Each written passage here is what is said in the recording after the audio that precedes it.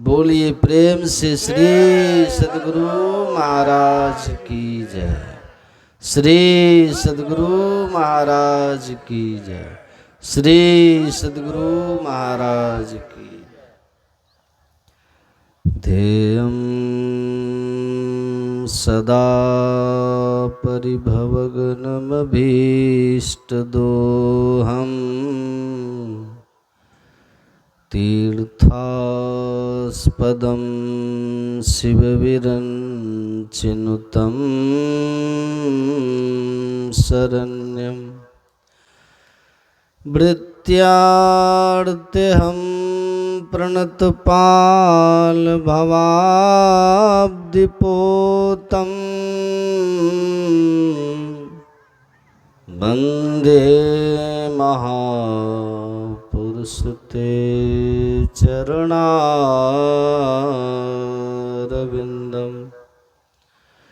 नित्यशुद्धं निराभासं निराकारं निरञ्जनं नित्यबोधं चिदानन्दं गुरुं ब्रह्मं नमाम्यहम्।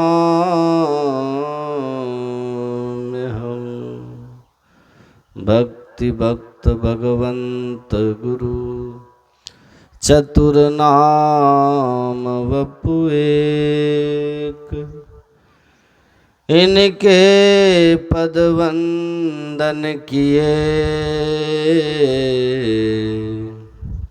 नासत विघ्न अनेक। बोलिए प्रेम से श्री सद्गुरु महाराज की जय। श्री सद्गुरु महाराज की जय।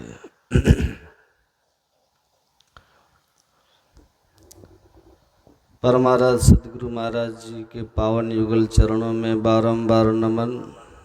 उपस्थित सत्संग प्रेमी महानुभावों, पूजनीय माताओं एवं भक्तिमती बहनों, आज हम लोगों ने सत्संग योग सदग्रंथ पाठ में ध्यान बिंदु उपनिषद को सुना।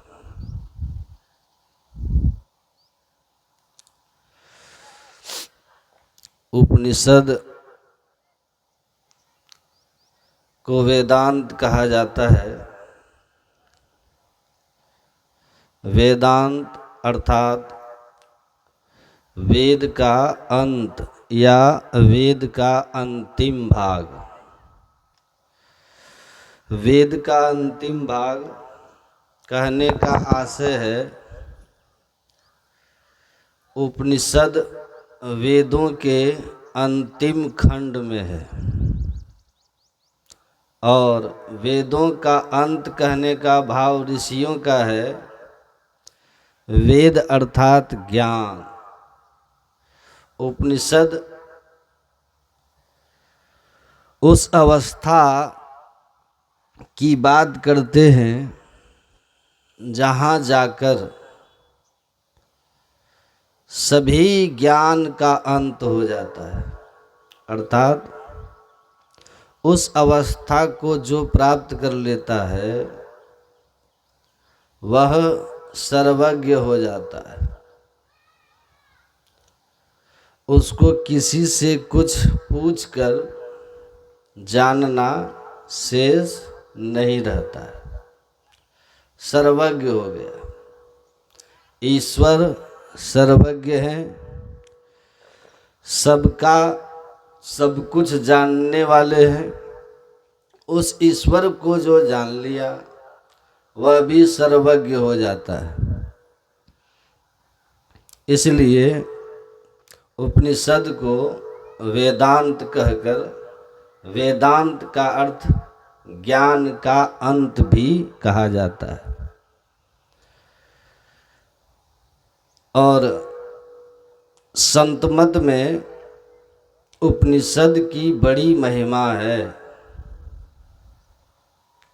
क्योंकि हमारे गुरु महाराज जी ने साफ साफ लिखा है, जो अभी आप लोगों ने पाठ किया है स्तुति के क्रम में। क्या पाठ किए? संत मत की मूल भित्ति तो उपनिषद के वाक्यों को ही मानने पड़ते हैं। भित्ति समझते हैं आप लोग? भित्ति रोज पाठ करते हैं, समझते ही नहीं। संत मत की मूल भित्ति उपनिषद के वाक्यों को ही मानने पड़ते हैं। भित्ति मतलब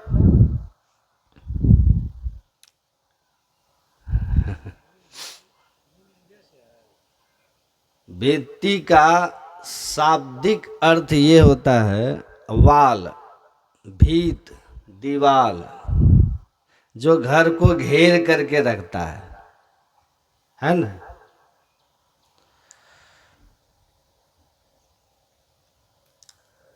अगर घर में दीवाल ना हो तो घर सुरक्षित होगा? और उसको घर कहेंगे आप? नहीं कहेंगे। मतलब घर का मूलाधार जो है वो दीवाल है। दीवाल नींव से ऊपर आता है, मूलाधार है वो दीवाल। उसी तरह संत मत का जो मूलाधार है, मूल भित्ति है, वो उपनिषद है। इसीलिए हमारे गुरु महाराज वेद वाणी, उपनिषद वाणी सत्संग योग में दिए। ये मर्यादा है संत मत की कि आपको इस ज्ञान के परिप्रेक्ष्य में ही बोलना या सुनना है तो संत मत है।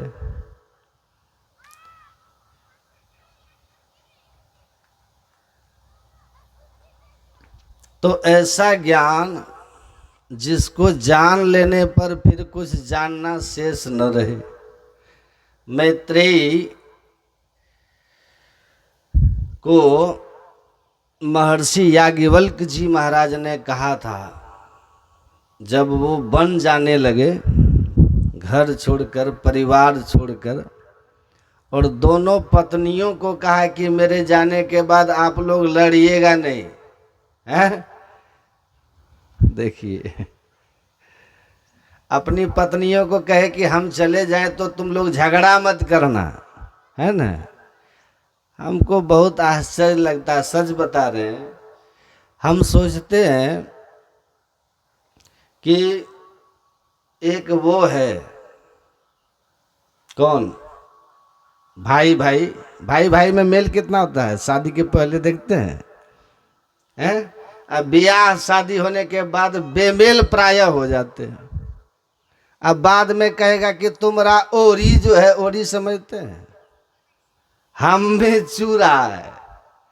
शादी के बाद मतलब तुम्हारा जो छज्जी है उसका पानी हमारे हिस्सा में काहे गिरेगा? ओरी हमारे हिस्सा में नहीं गिरना चाहिए। इतना देखिए, पहले प्रेम और बाद में 4 अंगुल जमीन के लिए कहता कि छज्जी तोड़वाएंगे। हम देखते हैं ना, आप लोग भी देखे होंगे, 4 अंगुल के लिए एक भाई दूसरे भाई का छज्जी कटवा रहा है, कटवा देता है। और वो कह रहा है दूसरा कि पीछे तुम 8 अंगुल ले लो, पीछे जहाँ खाली जिधर, उधर से तुम 8 अंगुल मेरे तरफ चले आओ, 4 अंगुल मेरा क्यों तोड़वा रहा है? लेकिन वो बोला कि नहीं, तोड़ना पड़ेगा, तोड़ देता है। तो जो तोड़वाते हैं ना, उससे हम पूछे एक जगह से ही कि क्या जी, माथा पे टांग के ले जाइएगा क्या ऊपर? तो कहता है कि धो बाबा, हम जो है ना, कहाँ हम तोड़वाना चाहते हैं। तो हम बोले तब कैसे टूट रहा है, कैसे तोड़ दिया? तो कहा हमारी पत्नी को उसकी पत्नी से लड़ाई हुई, हमारी पत्नी जो है ना को उल्टा सीधा उसकी पत्नी बोल दी, मेरी पत्नी जिद पे अड़ गई है कि उसका तोड़वा के छोड़ेंगे, हैं? तो हम बोले कि आपकी पत्नी जिद पे अड़ गई है, तोड़वा के छोड़ेंगे, तो आपका भाई है का ना घर है? तो हाँ, घर तो भाइये ने बनाया है। हम बोले सोचिए, आपका घर, आपके भाई का घर आपकी पत्नी तोड़वा रही है, हैं? आप भाई हैं कि क्या है जी, कि क्या है? अरे मर्द बनिए यार, खड़े हो जाओ, कहो कि नहीं टूटेगा। तुमको बोल दिया 4 बात तो तुम उससे बातें मत करो।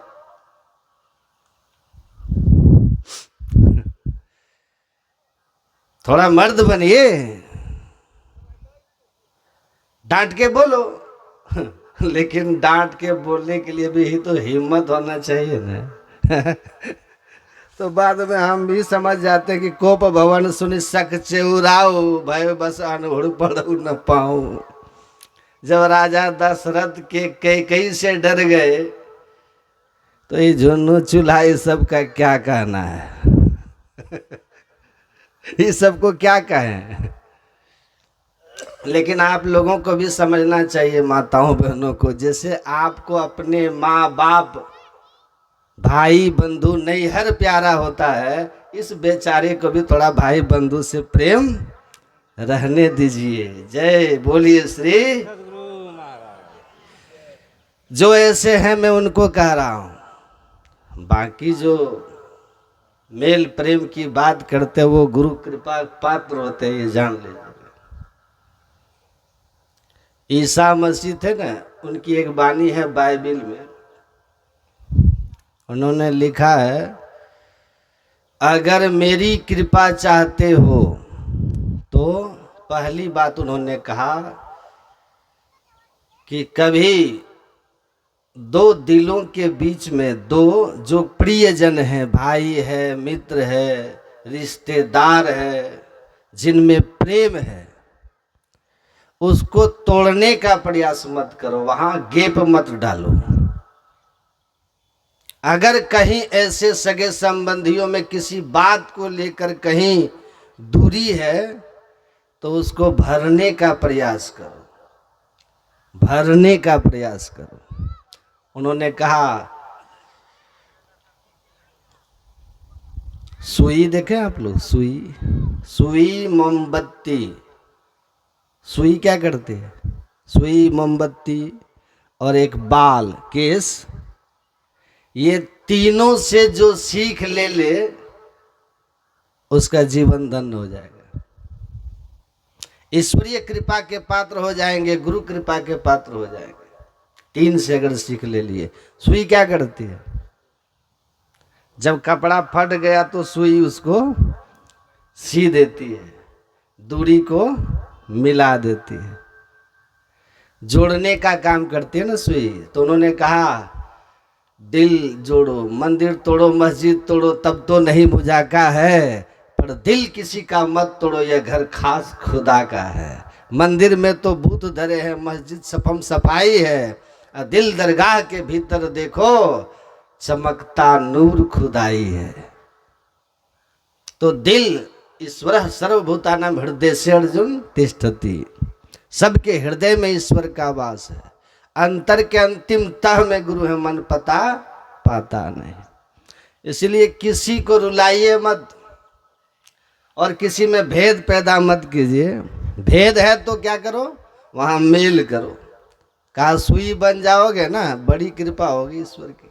कैंची से कपड़ा काटता है दर्जी, देखे काटते हैं ना, सुई से सीते हैं। तो दर्जी को जाके देखिएगा, कैंची को काट के पैर के नीचे रख देगा और सुई को कान में लगा लेगा, है ना। जो काटने का काम करेगा वो नीचे, और जो जोड़ने का काम करेगा वो ऊपर। समझ रहे हैं कि नहीं समझ रहे हैं आप लोग?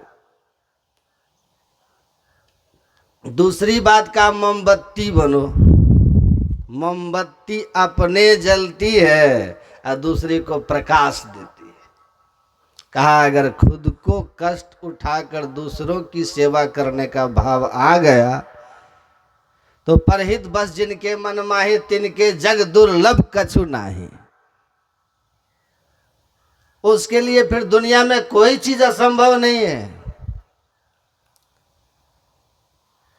और तीसरी बात है केस, बाल।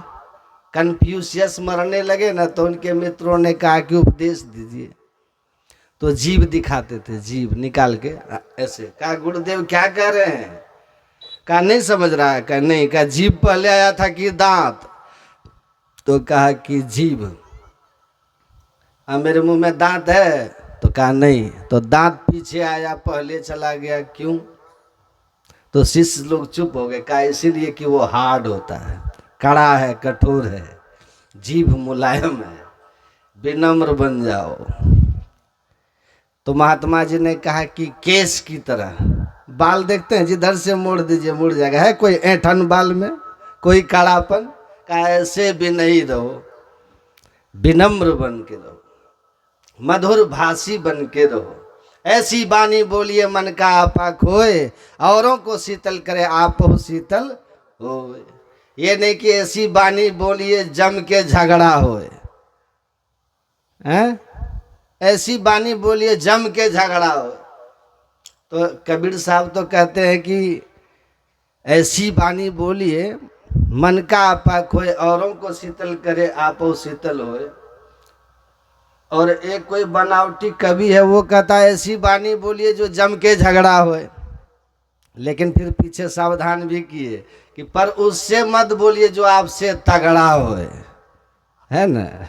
है ना? तगड़ा है आप बोलिएगा हो गया झगड़ा, तो फिर तो रगड़ देगा ना आपको। तो समझ लीजिए। तो याज्ञवल्क्य जी ने पत्नियों को कहा कि तुम लोग लड़ना झगड़ना मत, बदनामी होगी हमारी कि पति इतने महान ज्ञानी, अब पत्नी लोग जो है धन के लिए भिड़ान किए हुए।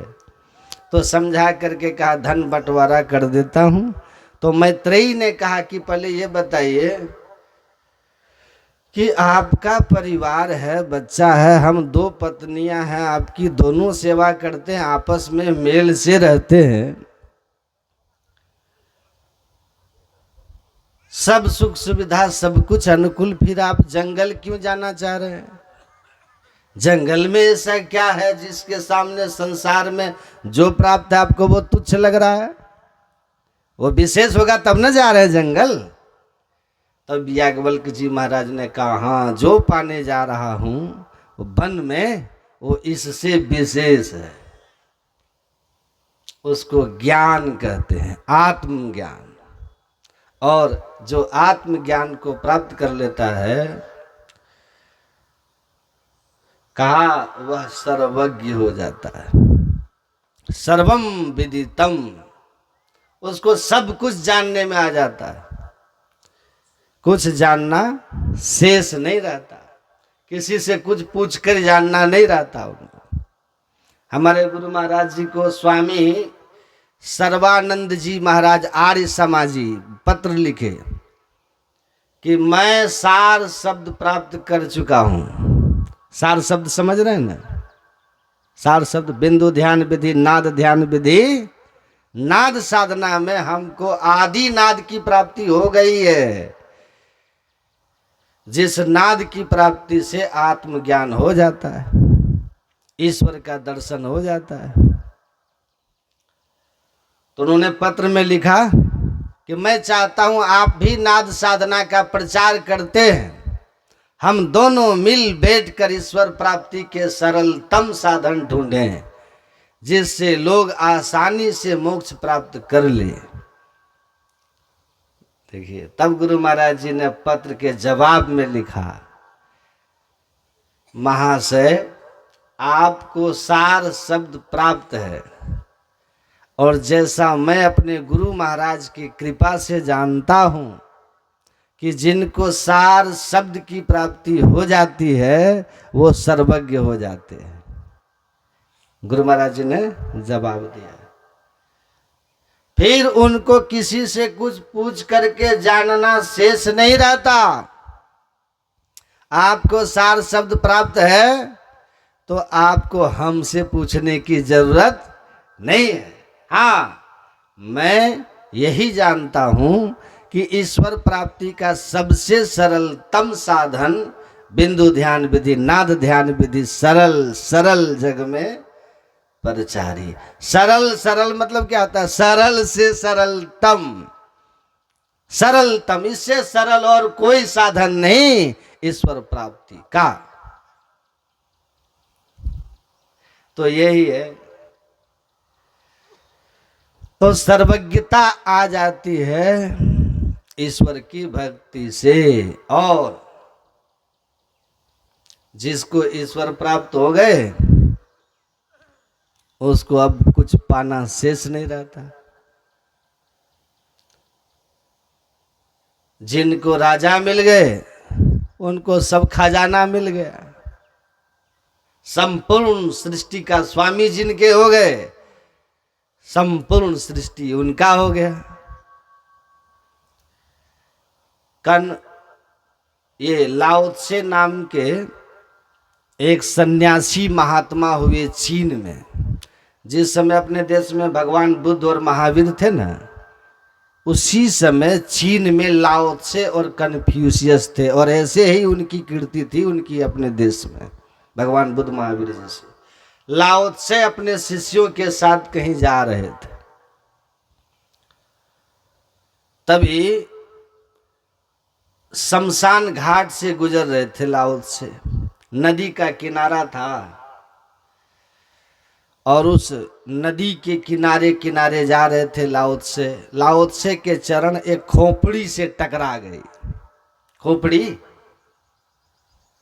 खोपड़ी से जब टकराया तो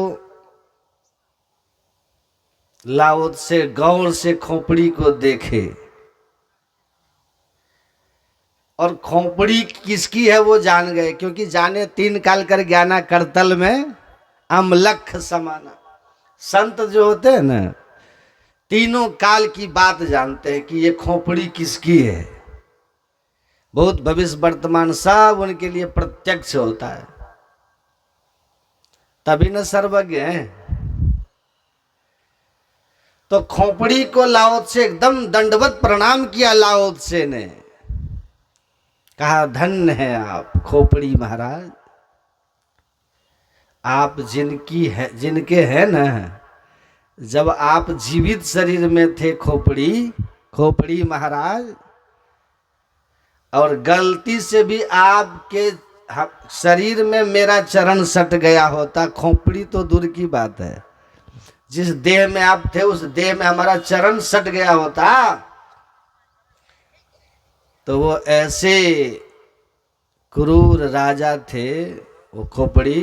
पहले अभी भी आप पानी में प्रवाहित कर देते हैं तो हड्डी तो छिटा ही जाएगा ना। कहा क्रूर राजा थे कि पता नहीं कितने हजार कोड़े हम पर पड़ते, और आज उसके खोपड़ी है और मेरा चरण पड़ा और आप चुपचाप रह गए, कोई प्रतिक्रिया नहीं किए।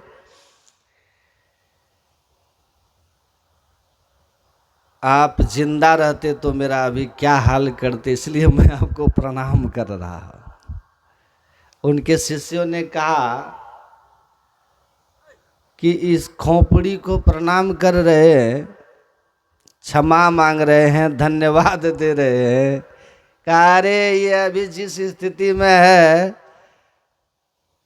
अगर यह जीते जी इस अवस्था में रहता कि किसी का चरण भी लग गया गलती से, तो कोई भीतर क्रोध नहीं, कोई बदले की भावना नहीं, कोई दंड नहीं, तो समझ लो कि इस खोपड़ी का उद्धार हो जाता है। जिसकी खोपड़ी है उसका उद्धार हो जाता है।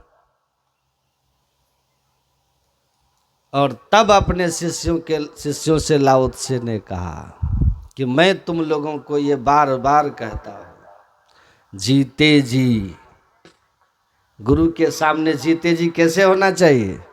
इस खोपड़ी की तरह जीते जी हो जाओ, इस खोपड़ी की तरह गुरु के सामने। Drop your mind, I will make you the king of this nature. अगर तुम अपना अहंकार ईगो, मैं मेरे सामने गिरा दिया ना इस खोपड़ी की तरह, मृत खोपड़ी की तरह, तो तुमको मैं इस प्रकृति का, इस यूनिवर्स का मालिक बना दूंगा, मालिक बना दूंगा। पाखंड अरु अहंकार तज निष्कपट अरु, दीन हो सब कुछ समर्पण कर, गुरु की सेव करनी चाहिए। छोड़ो इसको।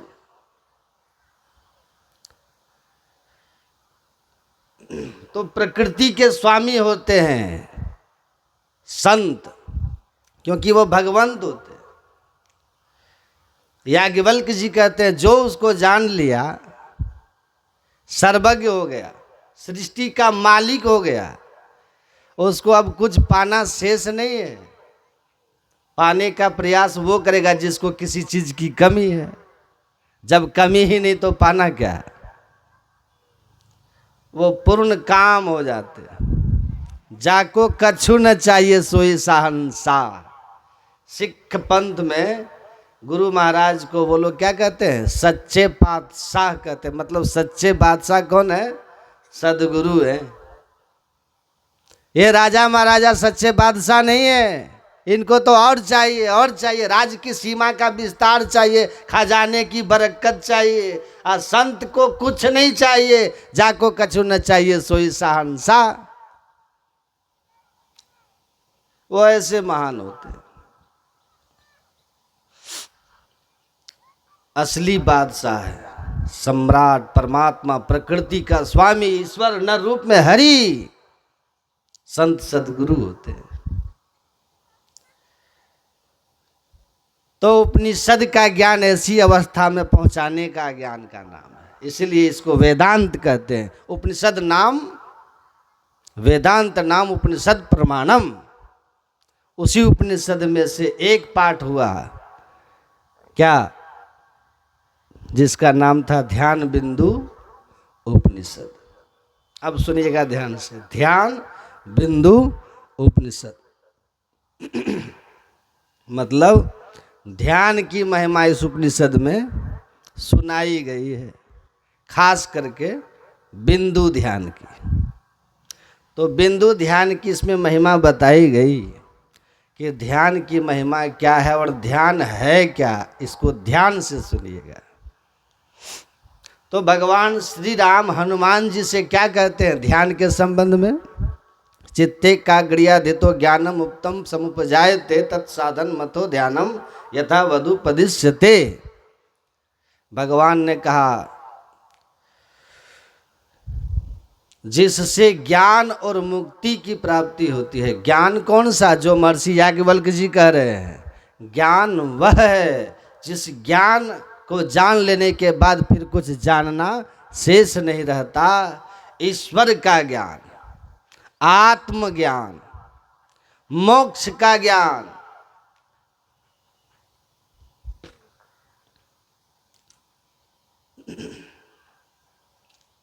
जिससे ईश्वर जानने में आते हैं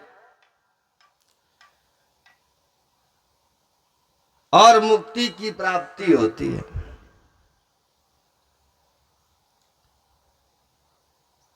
ईश्वरीय ज्ञान और मुक्ति के प्राप्ति का जो साधन है उसको ध्यान कहते हैं, जो चित्त की एकाग्रता से प्राप्त होती है। तो आप सर्वज्ञ हो जाएंगे, ईश्वर को जान जाएंगे, सारे दुख से छूट जाएंगे, जन्म मरण का चक्र समाप्त हो जाएगा।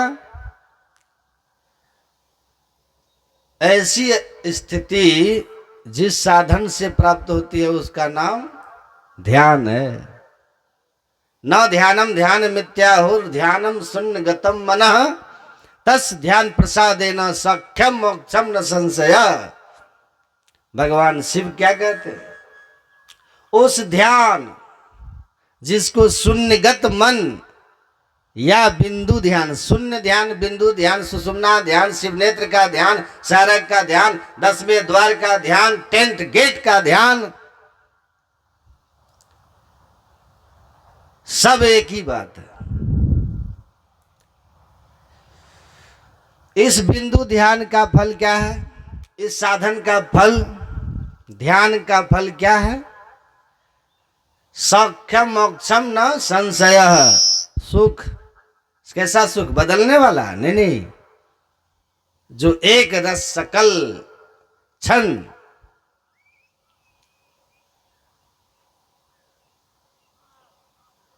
शाश्वत सदा रहने वाला शांतिमय आनंदमय सुख की प्राप्ति और मोक्ष की प्राप्ति जिससे हो उसका नाम ध्यान है। इसीलिए सबको सुख शांति आनंद चाहिए, सबको मुक्ति चाहिए, सबको जम की मार से बचना है। नरक कोई नहीं जाना चाहते, सदा सुखी रहना चाहते हैं, तो कहा ध्यान कीजिए, ध्यान कीजिए। गुरु महाराज कहते हैं ना कि एक नास्तिक पढ़ा लिखा मेरे पास आया और कहा कि हम ईश्वर को नहीं मानते, नहीं मानते, और आप ईश्वर प्राप्ति का प्रचार करते हैं। संत मत सत्संग से ज्ञान योग युक्त ईश्वर भक्ति का प्रचार होता है, और हम ईश्वर को मानते ही नहीं। तो आपके सत्संग में हमको कुछ मिलेगा? हम बैठे या चले जाएं?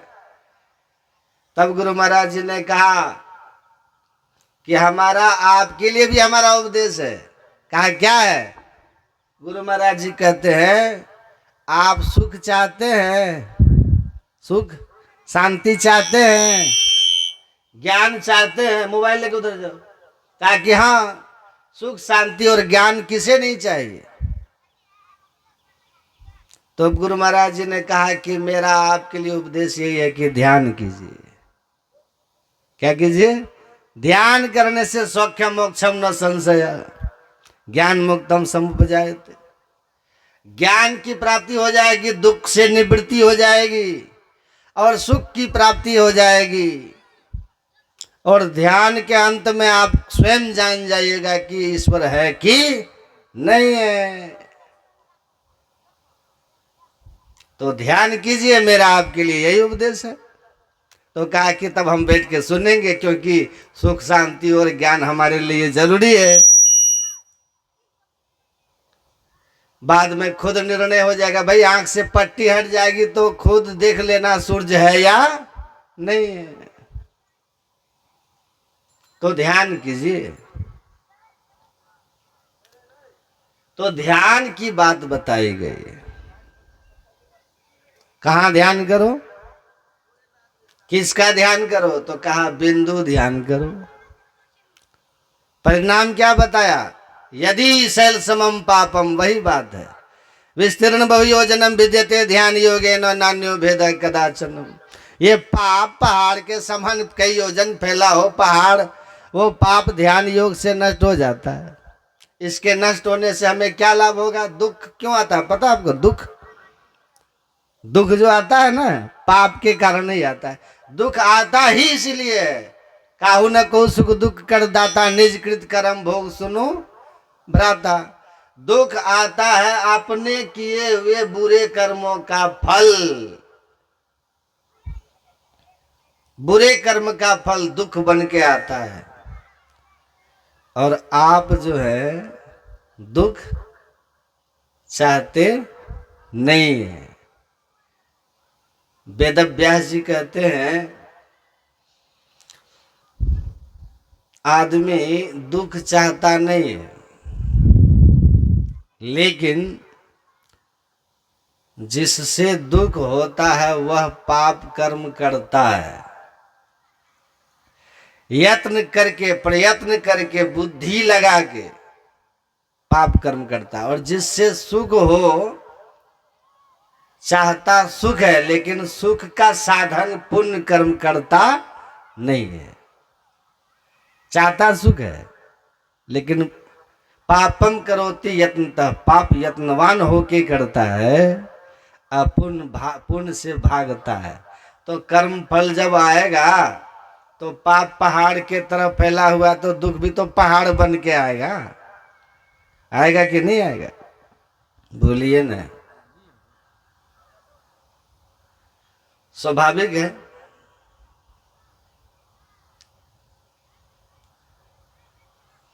तो पहाड़ के समान पाप ही खत्म हो जाए तो दुख रहेगा? दुख का कारण न खत्म हो गया तो सुख शांति सब कुछ प्राप्त हो जाएगी। तो ये सब ध्यान से खत्म होगा। यही समझा रहे कि भ्रम में मत रहिए, कोई भ्रम में मत रहिए, भ्रम में मत रहिए कि हम कोई पाप किए तो पुण्य से वो कट जाएगा। नहीं नहीं नहीं, पाप का फल अलग है, पुण्य का फल अलग। मेरा 5,000 रुपया बेईमानी किए और किसी गरीब की आपने मदद कर दिया, 5,000 किसी गरीब को हमारा चुरा लिए और वहां दे दिए, तो वहां तो आपका जयकार हो गया ना। दिए उसको तो मेरा कर्ज चुक गया क्या आपका? नहीं ना, हमारे तो आप कर्जदार है ना। तो हमारा कर्जदार है तो हमको आपको चुकाना पड़ेगा। और उसको दिए हैं तो वो आपका पुण्य है, वो उसका फल आपको मिलेगा। तो दोनों अलग अलग सिस्टम है, मैथमेटिक्स नहीं चलता। 5 - 5 = 0, 5 पाप - 5 पुण्य बराबर 0। 5 पुण्य का फल अलग, 5 पाप का फल अलग। आप जो है पुण्य का फल खोज रहे हैं, आप पाप का नहीं खोज रहे हैं।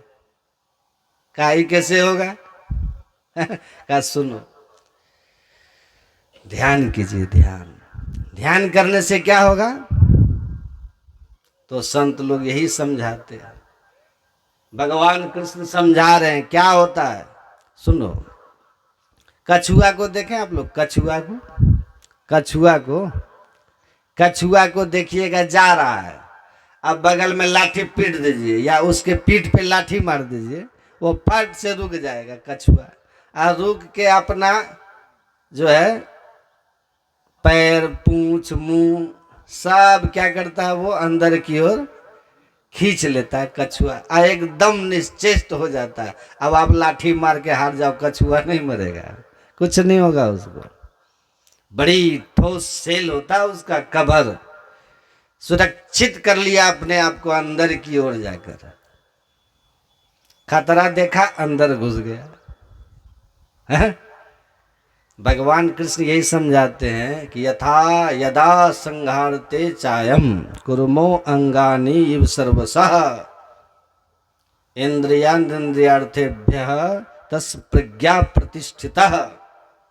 जो प्रतिष्ठित प्रज्ञा वाला होता है, मतलब मोक्ष प्राप्त महापुरुष होते हैं, मुक्त पुरुष जो होते हैं, जैसे कछुआ विपत्ति काल को भांप करके अपने समस्त शरीर के अवयवों को अंदर की ओर करके सुरक्षित हो जाता है, वैसे ही मुक्त पुरुष जब उनके ऊपर किसी प्रारब्ध बस कष्ट आता है तो वो क्या करते हैं, अपने इंद्रियों के घाटों से फैली हुई चेतन की धार का पूर्णतः सिमटाव करके पिंड से ब्रह्मांड की ओर हो जाते हैं। और अब कछुआ की तरह हो गया। साधन में पगी जाए अति गंभीर हो, या तन की सुधि ना रहे धीर बर वीर सो। सांझ भोर रैन दिन कछु जाने नहीं, अरे हारे में ही बाहर जड़वत रहे माही चेतन सही। बाहर जड़वत हो गया, नानक जीवतिया मरी रही ऐसा जो कमाई।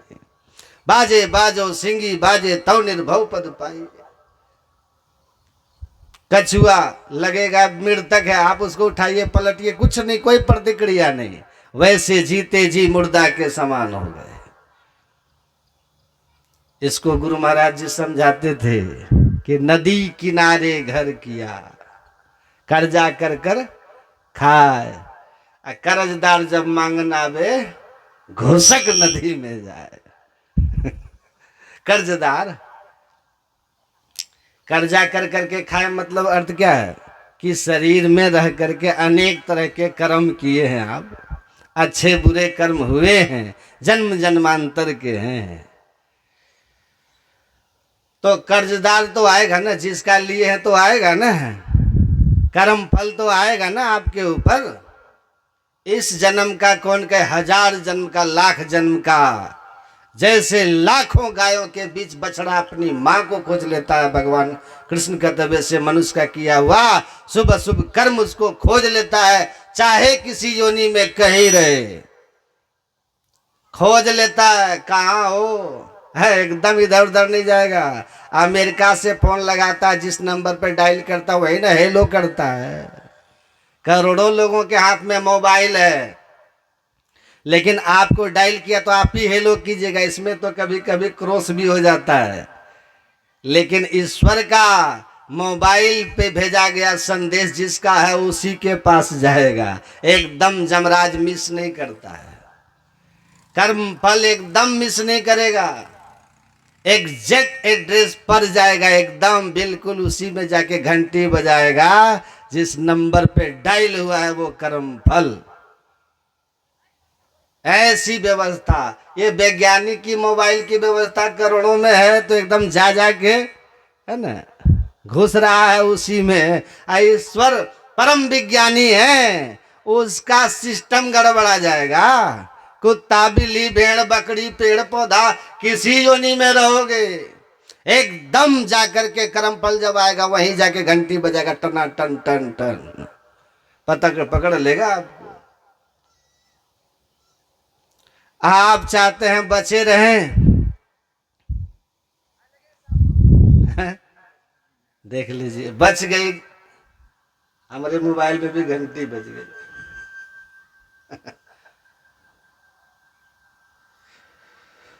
तो आपको पकड़ लेगा, और जब आया तो बड़ी मुश्किल हो जाएगी ना। तब गुरु महाराज कहते हैं देखो, सुषुम्ना के घाट पे रह करके, ध्यान से सुनिए, जोग हृदय वृत्त केंद्र बिंदु सुख सिंधु की खिड़की अति न्यारी,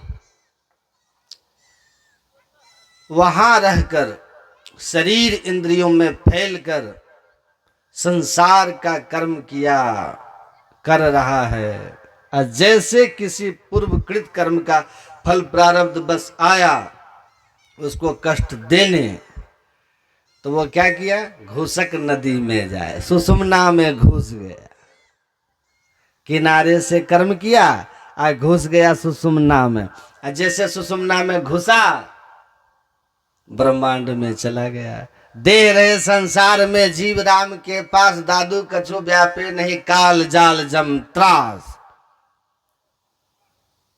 इधर हो रहा है चीर फाड़, गुरु महाराज जी का सुने ना, हरनिया का ऑपरेशन हुआ, चीर फाड़ हो गया, और बिना किसी नशा के गुरु महाराज एकदम शरीर इंद्रियों को कछुए की तरह सब तरह से समेट करके एकदम नानक जी बतिया मरी रही, ऐसा शरीर को छोड़ दिए, लो ऑपरेशन करो, मुर्दा शरीर का करो। ऑपरेशन हो गया, डॉक्टर डर गया, जैसे ऑपरेशन कंप्लीट फिर गुरु महाराज आ गए सुषुम्ना के घाट में आकर के शरीर में चलने लग गए। और जब तक चीर फाड़ हो रहा था, घुसक नदी में जाए वाली बात थी, पता ही नहीं कर्म फल का कुछ। तो संत तो दूसरे का भी कर्म ले लेते हैं, फल अपने ऊपर। रामकृष्ण परमहंस को गले में कैंसर था ना, तो लोग बोलते थे, तो वो कहते थे मेरा नहीं है, मेरे प्रिय शिष्य का है, उनका नाम लेके कि ये उसका कर्म फल है। पर उसमें सामर्थ्य नहीं थी भोगने की, कुछ रोग को बर्दाश्त कर सकता, तो श्रद्धावंत अधिक था, तो मैंने उसका कष्ट ले करके उसको मुक्त कर दिया। तो एक आध कष्ट तो ले लेंगे आपका जो इस शरीर में आया, और आगे का ध्यान तो करना पड़ेगा ना। तो ध्यान करके हम अपने आप को ऊपर उठा लेते हैं। वो कौन सा ध्यान है जो ऊपर उठाता है? गुरु महाराज हमारे कहते हैं आपको पिंड से ब्रह्मांड की ओर ले जाने वाला एकमात्र बिंदु ध्यान है, और ब्रह्मांड से परे ले जाने के लिए नाद ध्यान है। तो ऊपर उठोगे, पिंड से ब्रह्मांड की ओर जाओगे, चित्त की पूर्ण एकाग्रता से विजाक्षरम परम बिंदु नादम तस्यो परिस्थितम सशब्दम चाक्षरे चेने निशब्दम परमम पदम। उससे उठोगे। इसीलिए एक बिंदुता की प्राप्ति, तेजो बिंदु परम ध्यानम विश्वात हृदय संस्थितम। बिंदु ध्यान गगन की ओट निशाना है। दाहिने सूर्य चंद्रमा, बाएं तीन के बीच छिपाना है। बता रहे हैं ध्यान कहाँ लगाना है, बिंदु का ध्यान करना है। कहाँ करना है, वो निशान कहाँ है, आपके अंदर में। आपके अंदर में वो निशान है जहां ध्यान लगाना है। कैसे लगाओगे, यही तो गुरु गम बात है ना, यही ना गुरु युक्ति है। गुरु युक्ति से जब तक नहीं ताकोगे तब तक कुछ होने वाला नहीं है। बिना गुरु की कृपा पाए नहीं जीवन उधारा, बिन दया संतन की में ही जानना इस राह को। हुआ नहीं, होता नहीं, वह होनारा है नहीं। यमराज से नचिकेता ने कहा मोक्ष का द्वार बताइए, तो कहा मोक्ष मार्ग जानना चाहते हो, तो तद विधि प्रणिपातेन, क्या कहा, उत्तिष्ठता जागृता प्राप्य वरान्य बोधता क्षुरस्य धारा निशिता दुरत्या दुर्गम पथ तत्कवियो वदंती। हे नचिकेता, मैंने सुना है महापुरुषों के मुंह से कि परमात्मा की ओर जाने के लिए जो मोक्ष का द्वार है बहुत सूक्ष्म है। तलवार की धार से भी ज्यादा तीक्ष्ण और बाल के नोक से भी ज्यादा सूक्ष्म है। बाल नोक से में ही दर में ही हो पथ पावे, संत जनता में धसी दावे। बाल की नोक से ज्यादा सूक्ष्म और तलवार की धार से ज्यादा तीक्ष्ण है वो रास्ता जो मनुष्य के शरीर में है, लेकिन वो कहाँ है, उसमें कैसे प्रविष्ट किया जाता है, ये हम नहीं जानते। ये आपको बताएंगे कोई महापुरुष। इसलिए जाओ किसी संत सदगुरु के पास, श्रेष्ठ पुरुष संत के शरण में जाओ। यमराज को अगर ये भी तो द्वार पता रहता ना, 10वां द्वार मोक्ष का द्वार, तो मोक्ष होता ही नहीं। वहां भी जाके पकड़ लेता, जाके भागने नहीं देता। लेकिन 9 द्वार उसको पता है, यमराज को, जो अंधकार के अंदर है, मलिन है। ये 9 मलिन द्वारों में रहोगे, दुख में रहोगे, यम पास में रहोगे। क्योंकि तन 9 द्वार हो रामा, तिहि मलिन हो ठामा, त्यागी चढ़ो 10वें द्वारे, सुख पाओ रे भाई। सुख सिंधु की खिड़की अति न्यारी, ये खिड़की है जो सुख सिंधु की ओर जाता है। समुद्र सुख के सागर की ओर जाता है। लेकिन अस्थूल धार खिन्नहू से खिन्नहू, अस्थूल धार उसमें प्रवेश नहीं करेगा। इसको मनसा चेतन धार सूरत ही पेट सके जामे। उसमें मन के साथ प्रारंभ में मन और सूरत एक साथ चलेगा, क्योंकि मन में दूध की में घी की तरह सूरत समाया हुआ है। तो प्रारंभ में मन चलेगा, लेकिन मन ऐरावत हो रहा के सेवा में समाओ। विषय मुखी मन हाथी की तरह है और रास्ता एकदम बाल नोक से में ही है, कैसे घुसेगा। तो मन महीन कर लीजिए, जब पीऊ आवे हाथ। मन को महीन बनाना होगा। महीन बनाने के लिए क्या करना होगा, पहले मानस जप और मानस ध्यान करना होगा। मूल ध्यान गुरु रूप है, मूल पूजा गुरु पांव।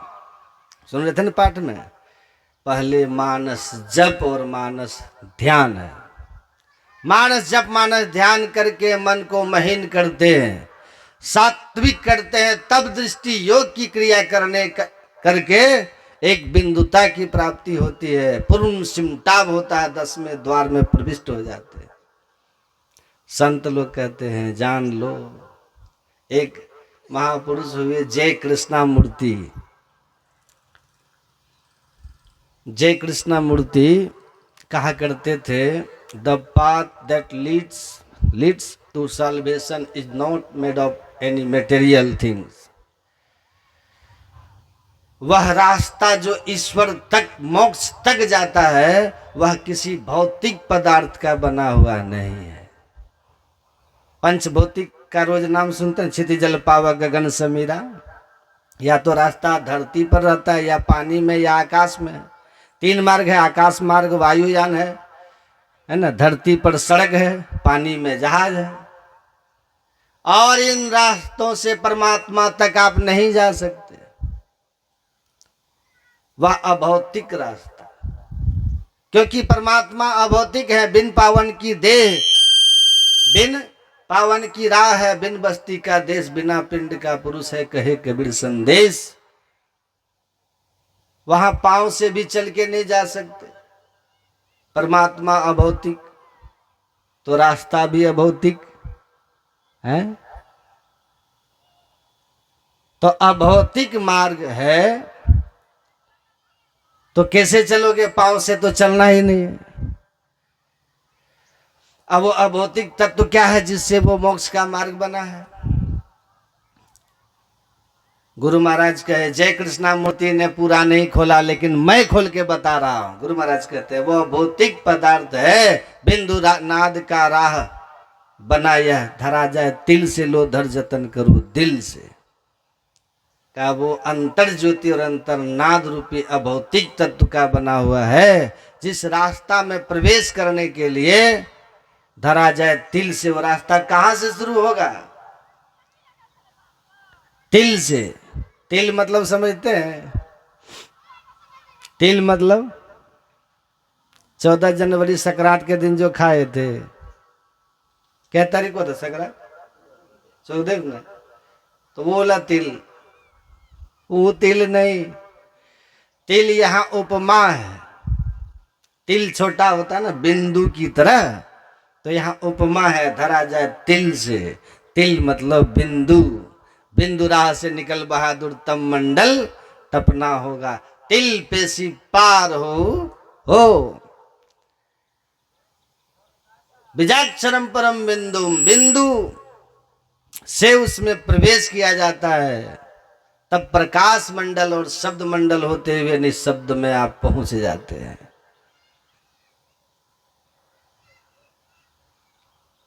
इस बिंदु की प्राप्ति होती है ध्यान लगाने की विधि से। ध्यान करो।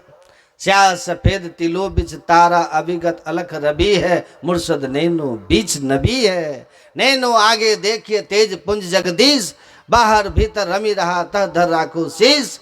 8 पहर निर्खत रहो सन्मुख सदा हुजूर, कह यारी घर ही मिले काहे जाते हो दूर। कहाँ दूर दूर जाते हो? घर में ही मिलेगा। घर में घर दिखाई दे सो सतगुरु परख सुजान। पंच शब्द धुन कार धुनि तह बाजे शब्द निशान। बीजाक्षरम परम बिंदु, बिंदु की प्राप्ति होगी। बिंदु में नाद का मेला उलट के खेल यह खेला। पलटू साहब कहते, जा बरमुख से अंतर्मुख हो। अंतर्मुखता के लिए मन का इतना सिमटाव हो कि एक बिंदुता पर चले जाए तो पिंड से ब्रह्मांड की ओर हो जाओगे। जैसे पिंड से ब्रह्मांड की ओर हो जाओगे, नाद प्राप्त हो जाएगा। बीजाक्षरम परम बिंदु, नादम तस्यो परिस्थितम। पहले होता नाद बिंदु से, तब फिर जमाया पानी। गगन में आवाज होता झीनी, सुनता है कोई गुरु ज्ञानी। कैसे देखोगे बिंदु? तो कहा कि पहले बिंदु मिलेगा तब नाद होगा। आसिद बिंदु ततो नादो नादात शक्ति समुद्भव, नाद रूपा महेशा निचिद रूपा परमा कला। आसिद बिंदु ततो नादो नावाद शक्ति समुद्भव। पहले बिंदु तब नाद, और नाद की प्राप्ति होते ही परमात्मीय शक्ति आप में आ जाएगी। कौन सी नाद? आदि नाद। अंतिम में जो नाद पकड़ में आएगा, कहां पर? चेतन मंडल में जाकर महाकारण के केंद्र पर बजती है 5 नौबतें सुने एक एक को। प्रति एक पे चढ़ी जाए के निज नाह खोजना। अंतिम बजे धुर घर से जहां आप विराजे, गुरु की कृपा से मैं ही तहां पहुंची खोजना। वो नाद मिला, सेवक से स्वामी हो गए, सुने जो अनहद नाद। जीव ब्रह्म हो जाते है पावे अपनी याद। अपना आदि घर प्राप्त कर लीजिएगा जहां से इस संसार में तुम आए हो। और जीव जीव नहीं रहेगा, स्वयं ब्रह्म हो जाएगा। ब्रह्म ज्ञानी आप परमेश्वर, स्वयं परमेश्वर हो जाओगे। शक्ति, ईश्वरीय शक्ति आप में आ जाएगी। ये महिमा उस शब्द की। लेकिन पहले बिंदु, उसके लिए क्या करोगे? फिर जमाया पानी। पानी तरल होता है ना, पानी, उसमें तरंगें उठती हैं कि नहीं उठती हैं? हल्का सा कंकड़ मार दो तरंगित हो जाएगा, हल्की हवा चली तरंग उठने लगी। अब बर्फ में तरंग होता है? बर्फ में तरंग होता है? बर्फ में? बर्फ किससे बनता है? पानी से। पानी को क्या करते हैं? जमाते हैं, टेम्परेचर ले जाते हैं कहाँ? 0 डिग्री तक, जहां जाकर पानी बर्फ हो जाता है। 0 डिग्री टेम्परेचर पर पानी जम जाता है।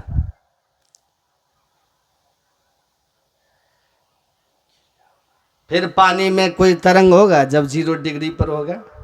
आपका मन जब 0 डिग्री हो जाए, 0 मतलब शून्यगत ध्यानम शून्यगतम मनः, शून्य ध्यान सबके मन माना, तुम बैठो आत्म स्थाना।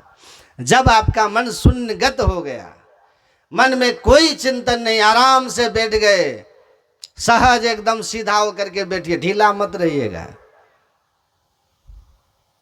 ध्यान में खाते समय थोड़ा अपने पर कंट्रोल रखिएगा, कंट्रोल रखिएगा। बहुत महात्मा लोग रात में नहीं खाते हैं, हम भी कभी कभी नहीं खाते, तो कमजोर थोड़ी है। खाने से मजबूत नहीं होता आदमी, याद रखिएगा। खा के मर जाता है लोग। खूब खाओ तो हो सकता है खाते खाते प्राण छूट जाए, लेकिन भूखे आदमी 10-20 दिन बच जाता है, मरता नहीं है। इसी खान पान को प्रथम संभालो। पवित्र भोजन, ईमानदारी की कमाई का भोजन, अभक्ष पदार्थ न मिला हो, सात्विक हो, कम मसाले वाला हो, भूख राखी भोजन करो। खाते ही हो रात में तो 7 बजे तक खा लो, 7:30-8 बजे तक खा लो, आधा पेट खाओ रात में। थोड़ा दूध पी लो, कमजोरी का डर लगता है तो पचेगा, टाइम मिलेगा तो फिर ब्रह्म मुहूर्त में ध्यान में मन लगेगा, बैठने में आराम लगेगा, आलस्य नहीं रहेगा। मन अन्न पच गया तो आलस गया, बैठोगे ब्रह्म मुहूर्त में एकदम आराम से ध्यान करने में आनंद आएगा। एक लड़के को बाबा ने कहा कि ब्रह्म मुहूर्त में उठ के ध्यान करो, आनंद आएगा। कहा बाबा आप ब्रह्म मुहूर्त में सो के देखिए, बड़ा मजा आएगा। ब्रह्म मुहूर्त में नींद भी बड़ा आनंददायक होता है। जब तमोगुण सवार रहेगा तो नींद अच्छा आएगा, नींद में मजा आएगा। और जब सतोगुणी हो जाओगे तो ध्यान में आनंद। ये मजा जो है ना बहुत खतरनाक चीज है, बाद में बहुत बड़ी सजा देता है। लेकिन आनंद जो है, आनंद आनंद, भजन में होता आनंद आनंद, उसमें कोई सजा नहीं, और आनंद बढ़ते जाता है, बढ़ते जाता है, बढ़ते जाता है। तो जमाया पानी, पानी को जमाओ, ध्यान लगाया, मानस जप, मानस ध्यान किया, मन ठीक ठीक जप। पहले तो चलते फिरते भी जप करने का अभ्यास रखिए, तभी बैठ के अभ्यास बनेगा। फिर ध्यान अच्छी तरह से इष्ट मानस रूप में ध्यान किया, और एकदम आसन को कोई हिल डोल मत कीजिए, सहज बैठिए, टाइट, एकदम टाइट नहीं, एकदम ढीला नहीं, आसन आराम से, दृष्टि सामने, और एकदम मन में कोई ख्याल आए हटाइए। मानस रूप के बाद, मानस ध्यान के बाद सामने दृष्टि को रखिए और देखते रहिए सामने। मन में कोई ख्याल आए हटाते जाइए, और दो नैना बीच सन्मुख देख, एक बिंदु मिले दृष्टि दो रेख, सहज रूप से देखते रहिए। मन में कोई ख्याल आए हटाते जाइए, हटाते जाइए। जैसे जैसे मंद कर पल को वो कर मन की छटपट अंतरे, अब मध्य सन्मुख बिंदु झल के लख लेता से पंथरे। वहां से रास्ता आपको दिखेगा, अंतर प्रकाश हो जाएगा, दोनों दृष्टि की धारा आपस में मिलेगी, प्रकाश होगा। जब दृष्टि ठीक ठीक बिंदु को पकड़ लेगी तो ब्रह्मांड में गमन हो जाएगा। ब्रह्मांड में टुकटिको सामने प्रेम नेम करी, अधर डगर ढर लो। बिंदु पर थोड़ा क्षण के लिए भी स्थिरता हो गई दृष्टि की तो अंतराकाश में उठ जाएंगे आप, ब्रह्मांड में चले जाएंगे आप, ऊर्ध्व गति हो जाएगी। और तब नाद ध्यान की विधि जान करके बिंदु नाद साधना शुरू कीजिए। दिव्य दृष्टि खुल जाएगी, दिव्य लोक दिखने लगेगा, देवी शक्ति आ जाएगी, सारी रिद्धि सिद्धि आ जाएगी, ताकत आ जाएगी। फिर नाद की साधना करोगे, चुंबक सत शब्द है भाई, चुंबकीय आकर्षण में खिंचते जाओगे। बड़ा सहज और सरल साधन है। पूज्यपाद दल बहादुर बाबा को तो आप लोग जानते होंगे। उनसे एक आदमी मनिहारी में कहा, गुरु महाराज जी लिखे बिंदु ध्यान विधि नाद ध्यान विधि सरल सरल जग में प्रचारी, बड़ा सरल बताए हैं। ध्यान करते हैं बाबा, तो कहाँ आज तक हुआ, हमको बिंदु तो मिला ही नहीं। आप लोग भी कहते हैं कि सरल सरल, गुरु महाराज भी लिख दिए पदावली में सरल सरल। तब पूज्य बाबा बोले कि बिंदु ध्यान तो सरल सरल है ही, लेकिन तुम लोग जो टेढ़ा टेढ़ा हो इसीलिए नहीं होता है। तुम लोग भी तो सीधा हो जाओ, सरल हो जाओ। सरल मतलब क्या होता है? सीधा, निष्कपट, कोई छल कपट नहीं, विशुद्ध हृदय का यही है सात्विक हो जाना।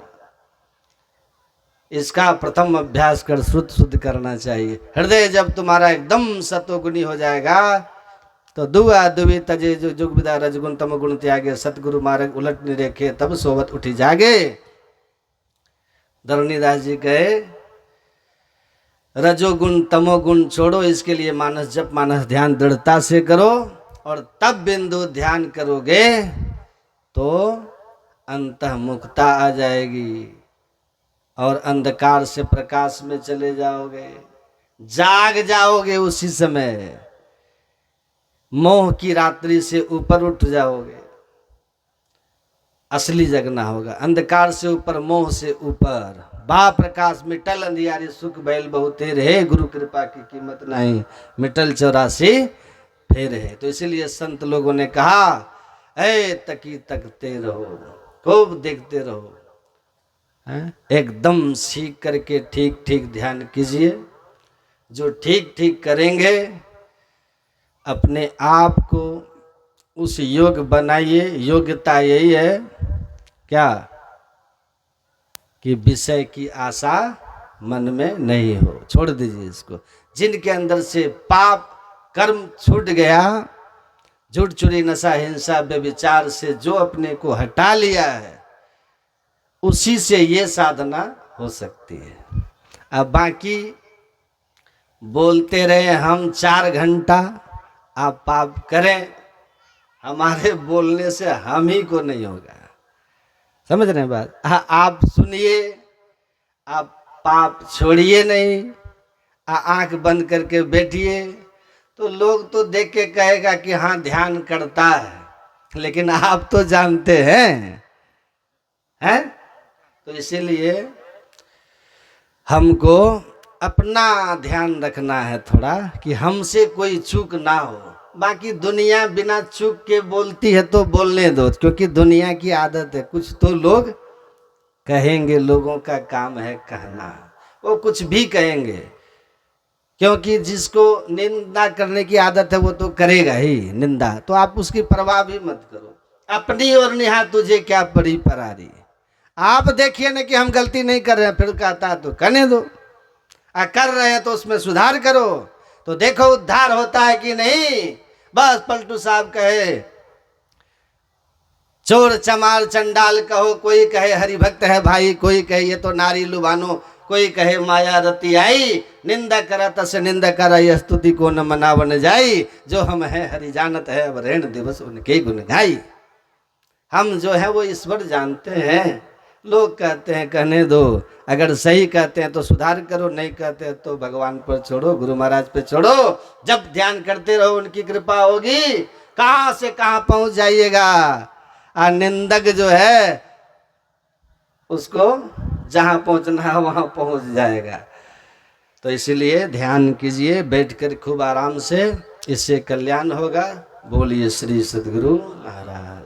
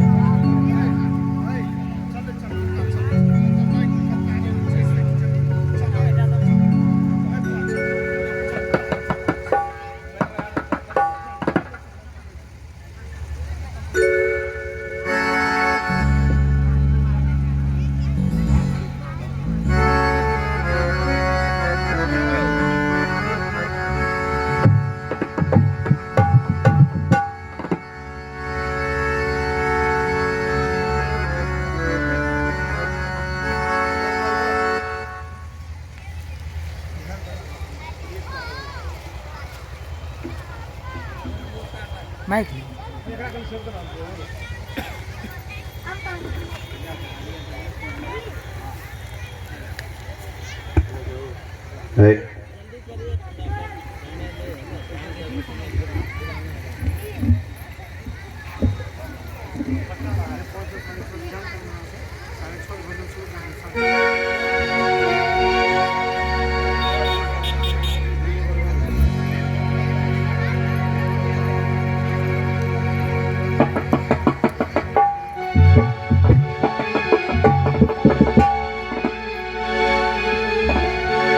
Hey, hey, hey, hey, hey, hey.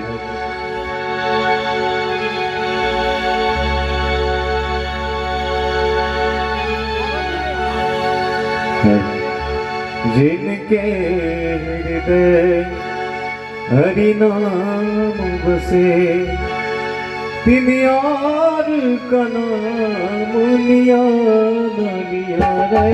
जिनके हृदय हरि नाम बसे तिन यार का नाम लिया न लिया रे।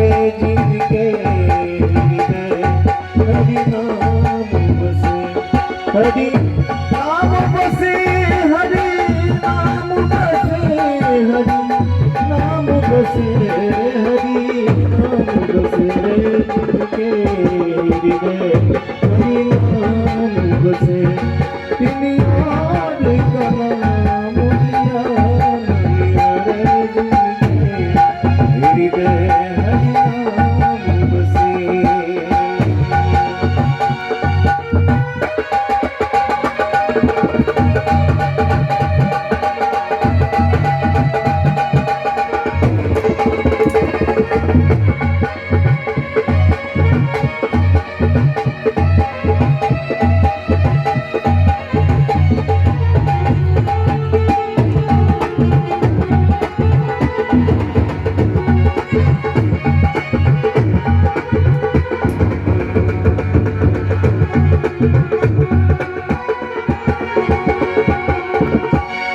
जिनके द्वारे पदगंग बहे जिनके द्वारे पदगंग बहे जिनके द्वारे पदगंग बहे तिन रूप से नीर पिया न पिया रे। तिन रूप से नीर पिया न पिया रे। जिनके हरि नाम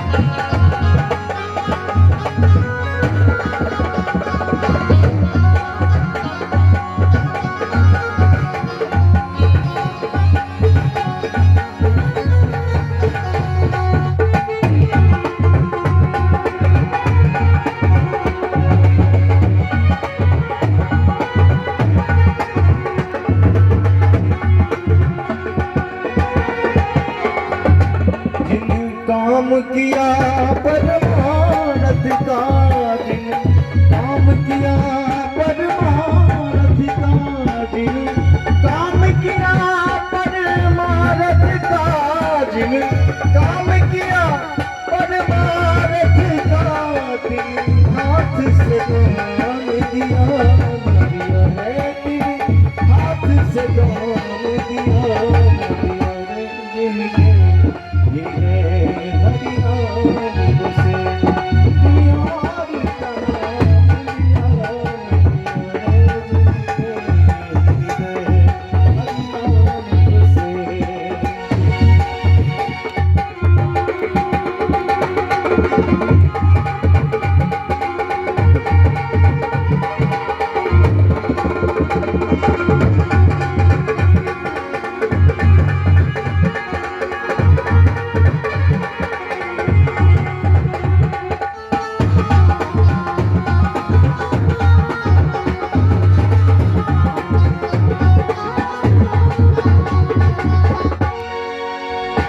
जिनके घर एक सपूत्र भयो जिन के घड़ी एक सपूत्र भयो जिन के घड़ी एक सपूत्र भयो जिन के घड़ी एक सपूत्र भयो जिन लाख कपूर भयो रे जिन लाख कपूर भयो रे जिन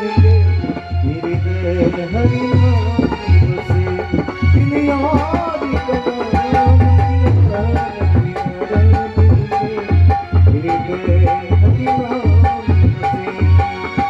और भजन का अंतिम पंक्ति है।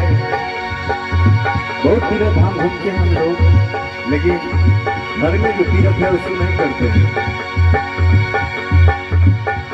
जिन मात पिता की सेवा करी, जिन मात पिता की सेवा करी, जिन मात पिता की सेवा करी, जिन मात पिता की सेवा करी, जिन तीरथ वर्त किया रे, जिन तीरथ वर्त किया